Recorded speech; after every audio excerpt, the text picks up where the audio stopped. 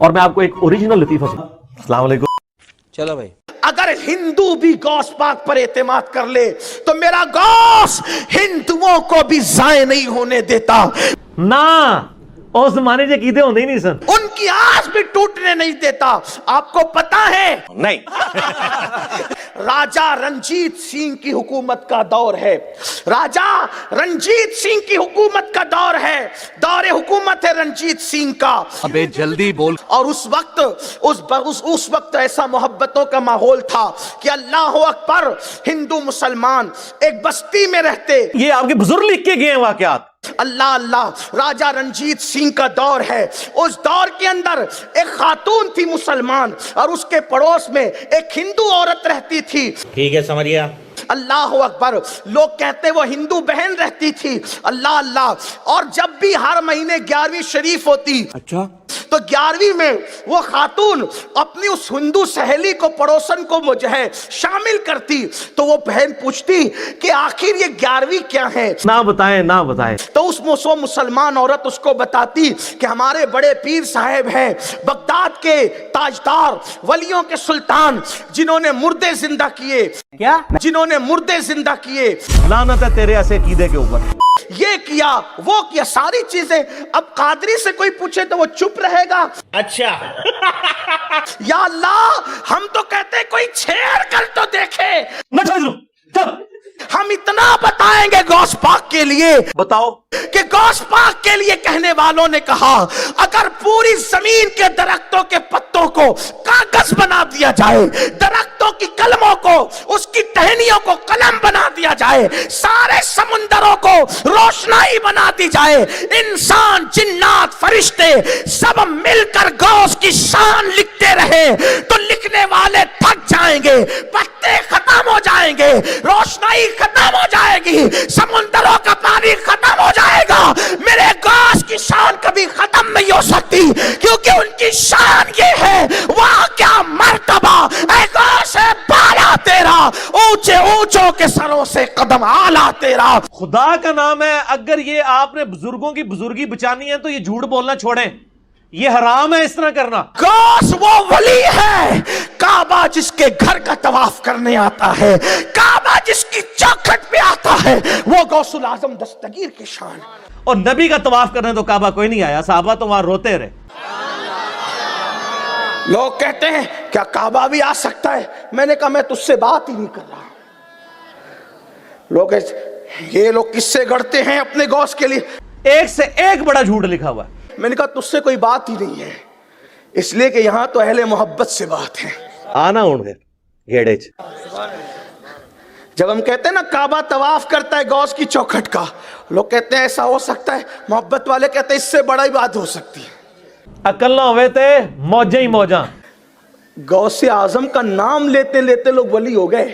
असंभव, असंभव। तो वो जो हिंदू खातून थी जो पड़ोस में रहती थी, वो पूछती थी ये बड़े पीर कौन है, तो उन्होंने बताया कि वो हसनी हुसैनी मेरे नबी की आल है, ये है, मुर्दे जिंदा करते हैं, मदद करते हैं, पुकार वगैरह वगैरह। तो उस खातून ने अपने पड़ोस की हिंदू उसकी सहेली को बताया कि हमारे बड़े पीर ऐसे हैं। अब मैं बड़े पीर को बताऊं तो मेरे बड़े पीर तो बहुत बड़े पीर है। हाय हाय हाय हाय। वो 11वीं करती थी हर महीना, और वो हिंदू उसकी सहेली आती थी तो वो बताती रहती थी। उसके दिल में भी गौस पाक की मोहब्बत पैदा होगी। यार छड़ दो भाई, गाड़ी लग रहा, आगे चलो।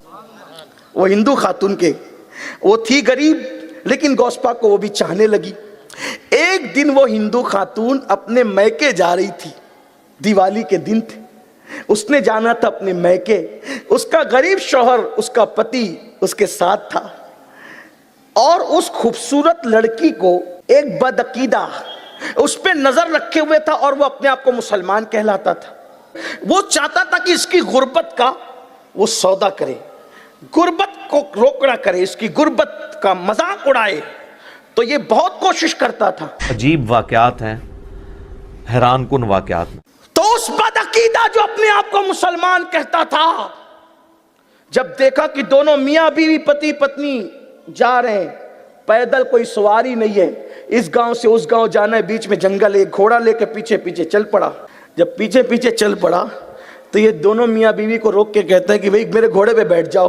उसके शौहर ने कहा कैसे घोड़े पे बैठे, एक घोड़े पे कैसे तुम्हारे साथ कैसे बैठे, नहीं बैठ सकते। ठीक है जी।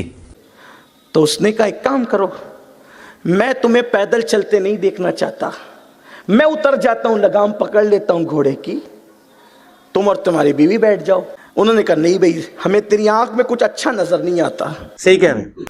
तो वो जो औरत थी ना, उसकी बीवी, उसने कहा कि हम बैठेंगे, एक शर्त है, तुम कोई जमानत दो, कोई गारंटी दो, अहद दो, हम बैठ जाएंगे।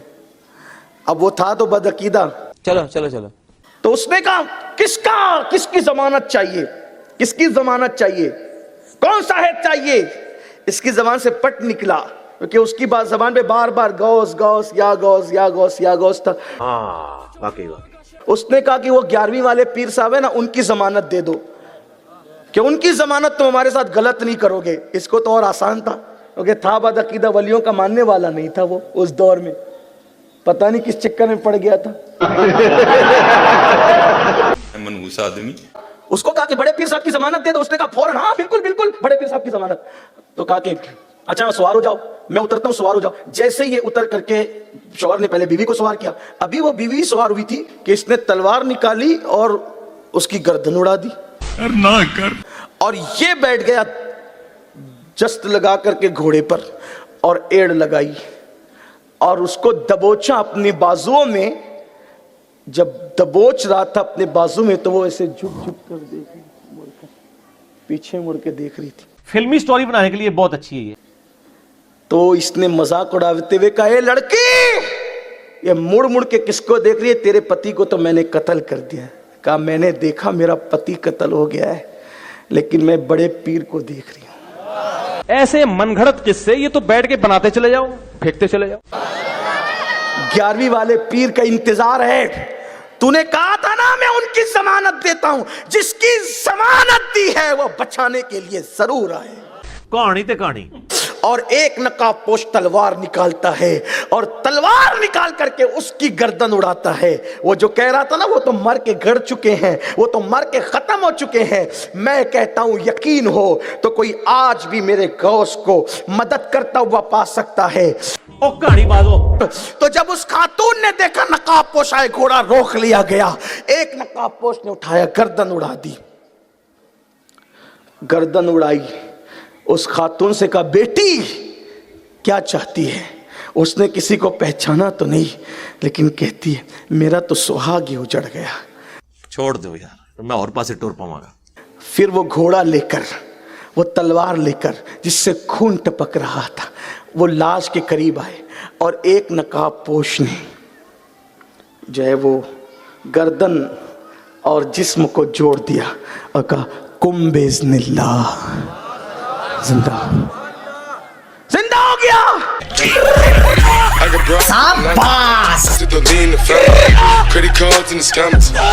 ये इतनी अजीबोगरीब कहानियां है कि अक्सर लोग सुन के इसको सुभान अल्लाह कहते हैं कि पता नहीं कितनी को बड़ी इल्मी को बात करती थी। इन बुजुर्ग बाबों की तकलीफ छोड़ दें और अल्लाह रसूल की तरफ आए। अभी और सुनिए। उस खातून ने कहा ए नकाब पोशो जरा बताओ ना कौन हो। तो जब नकाब उल्टा गया तो एक तो उसी गांव के कुतुब थे जो मज्जूब बन करके बैठे थे, और दूसरे मेरे और तुम्हारे पीर सरकार अब्दुल कादिर जिलानी। किस तू वड्डी चवला मैं मार सकना अल्लाह फजल नाल, तो तो ज्यादा अकल है मेरे कि मैं इस तू वड्डी चवल मार लवा, लेकिन मुझे निकलेगा के। प्लीज सपोर्ट करा, सारा खबर कराए, सारा